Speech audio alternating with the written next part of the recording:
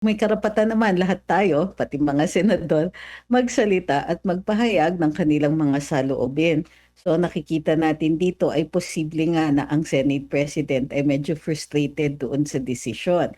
So alam natin na baka naman may emotional investment siya doon sa outcome. Ngayon po ay ginugunita ang Constitution Day kasi ngayon pala yung anibersaryo ng pagkakaratipika ng Yes. 1987 Constitution. At napag-uusapan yung Constitution nga at Constitution Day, last week po ay nagkaroon po ng pagpapatibay sa una nilang desisyon ang Korte Suprema na unconstitutional yung pag-file ng or yung proseso ng impeachment laban kay Vice President Sara Duterte.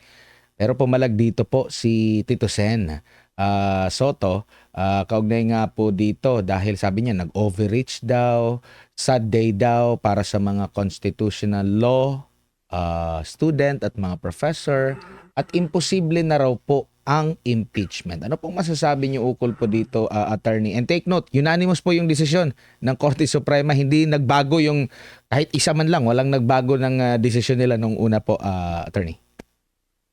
Well, may karapatan naman lahat tayo, pati mga senador, magsalita at magpahayag ng kanilang mga saloobin. So nakikita natin dito ay posible nga na ang Senate President ay medyo frustrated doon sa desisyon. So alam natin na baka naman may emotional investment siya doon sa outcome. Kasi hindi naman ito ang unang beses na ginagawa ng Korte Suprema na magklaro ng mga rules ng isang co-equal branch. Trabaho talaga ng Korte Suprema ang mag-decide ng mga issues of grave abuse of discretion pagka may violation ng karapatan doon sa saligang batas. So, ang tingin ko dun sa pagpupuntirya ng ating Senate President ay yung pagklaro ng mga rules kung saan halimbawa lahat ng modalities ngayon ng pag-file ng impeachment ay kailangan dumaan sa ah, Committee on Justice. So hindi ito ang rules ng 19th Congress, sila mismo po ang gumawa ng mga rules na ito maaga pa lang sa termino nila. So, ibig sabihin, yung kaso ni VP Inday ay dapat dumaan sa Committee on Justice. So, nandun yon sa rule number 2. So, ngayon, sabi ng Supreme Court, dahil hindi naman pre-provide ng House yung pagliliwanag ng rule na yon, kailan aakyat ang modality na one-third vote, yung direct vote, sa Committee on Justice. Kasi ang pagkakaintindi ng karamihan ay kapag nakapag one-third vote ay pupunta na Senado yung impeachment. Ang sabi ng hukuman, ito yung pagkakataon kung saan ang Committee on Justice, i-determine lang nila kung nais sa katuparan ang pag-observe ng due process doon sa pag-secure ng one-third vote. So, hindi naman po ito nanggaling sa wala. Pero kung magalit si SP, parang nagunaw na yata ang mundo. Siguro, iniintindi na lang ng karamihan na frustrated lang si Senate President. Pero yung mga observations niya na overreach at saka judicial legislation, malaking debate yan sa mga abogado at karamihan ay sang-ayon sa ginawa ng Korte Suprema. Lalong-lalo na unanimous yung decision.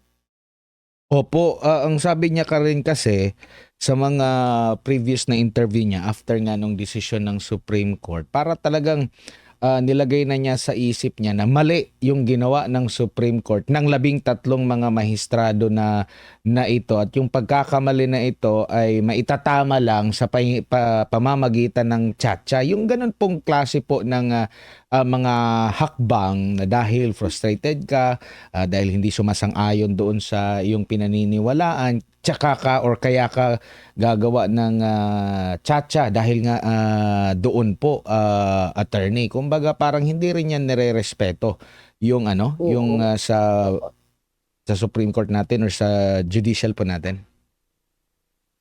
Well, in this case, oo, dahil nga ang ordinaryong mamamayan kapag frustrated, posibleng mag-social media, maglabas ng saloobin, minsan susulat ng letters to the editor, minsan 'di ba kakausapin mo ang mga kaibigan mo. Pero kapag ikaw ay isang legislator, gagawa at gagawa ka ng paraan, masunod lang yung frustrations.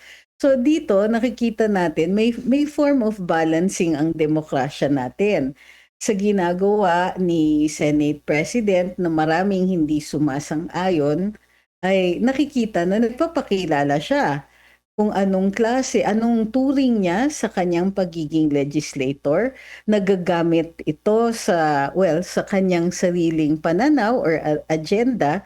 At ang demokrasya natin allows yung mga tao to also express their side at ma-express yung kanilang disagreement kay Senator Soto.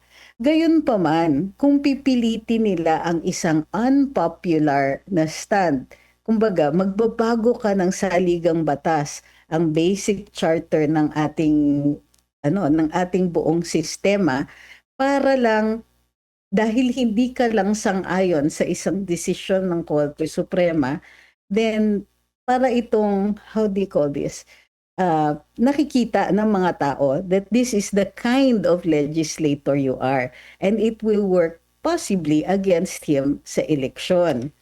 But on the other hand, kapag naman yung i-draft nila o yung pag-undertake nila ng pagbabago sa saligang batas ay labag rin naman sa sariling charter, hindi tama yung modality o kaya hindi enough yung mga votes and so on, may corrective mechanisms rin. So, ang pinagtataka ko bakit saligang batas kaagad ang gustong ibaguhin ni Senator Soto, samantalang ang sinasite ng Korte Suprema sa saligang batas ay yung mga karapatan at yung mga mismo kung ano yung nakalagay tungkol sa proseso ng impeachment. Ano ang gusto niyang ipasok? 'Di ba? Bakit saligang batas? Maaari naman gumawa ng rules ang House of Representatives na mas nasasang-ayon sa tingin nila na paraan subject dun sa interpretation o dun sa ah, opinion ng Korte Suprema dito sa kaso ni VP Inday.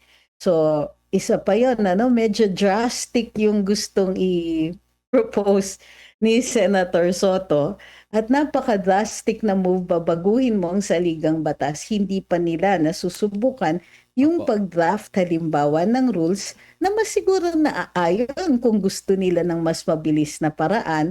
Bukas naman ang korte, bukas naman ang ating saligang batas sa that's really their job, is to make rules for their own operations and to execute yung mga provision ng saligang batas at to execute din kung paano binasa ng Korte Suprema itong mga paraan na ito.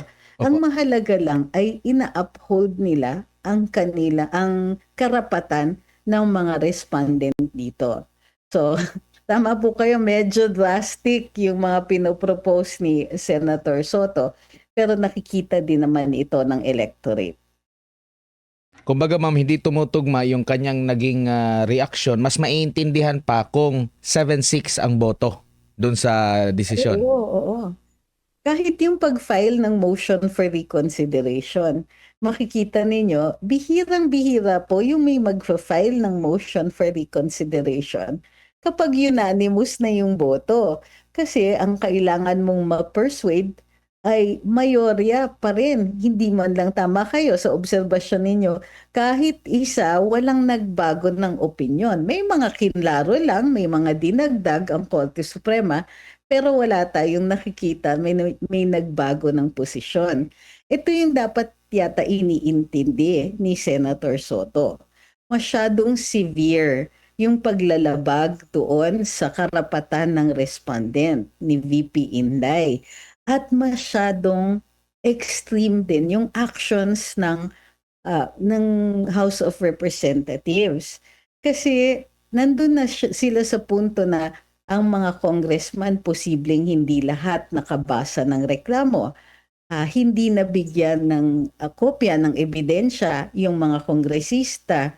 Ano ang binobotohan nila? Kung hindi man lang nila alam kung ano ang nilalaman ng reklamo.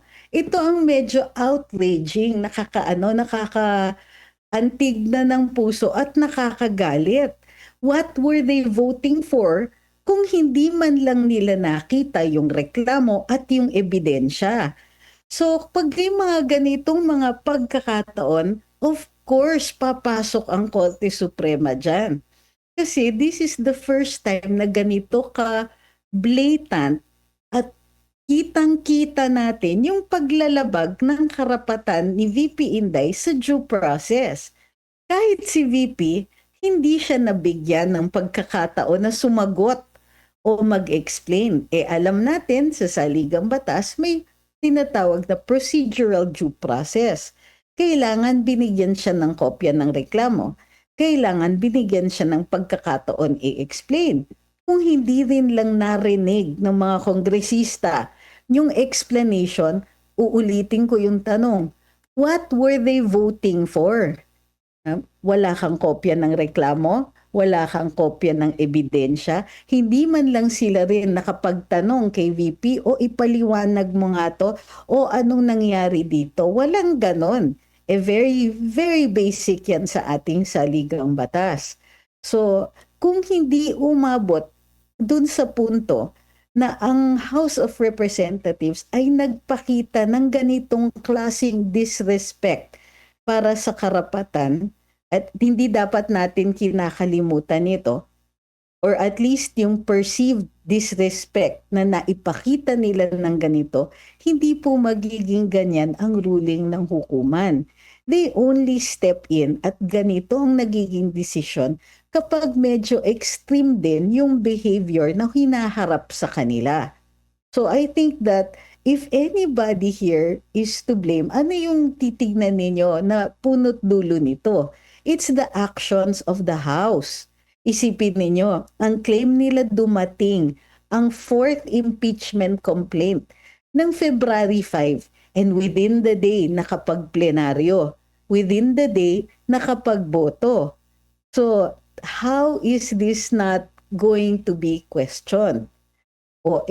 Bukod pa dyan, ang dami pang ibang maaaring i-discuss. Halimbawa, yung kanilang interpretation kung ano ang isang session day.